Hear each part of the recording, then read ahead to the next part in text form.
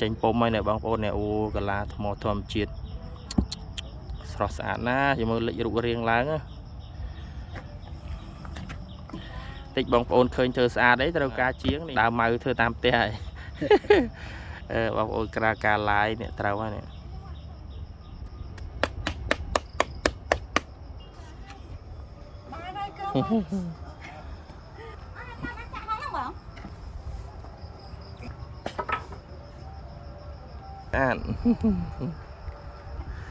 បានកម្លាំងថ្មីមកចូលរួមនេះ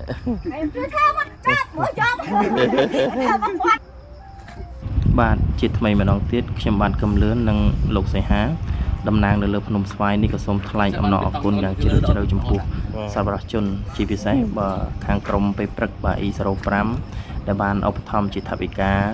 បាទហើយនឹងបងប្អូនជាមួយចំនួនទៀតដូចជាហុងណើនហាងទូរស័ព្ទដៃបងរំលោះក៏បានជួមជ្រែងក្នុងការជួយដឹកខ្សាច់និងស៊ីម៉ងឡើងលើភ្នំហើយនឹងសមាជិកបងប្អូនយើងជាច្រើនដែលហាត់ប្រាណពេលព្រឹកហ្នឹងក៏បានចូលរួមជាកម្លាំងកាយនិងកម្លាំងចិត្តនៅក្នុងការ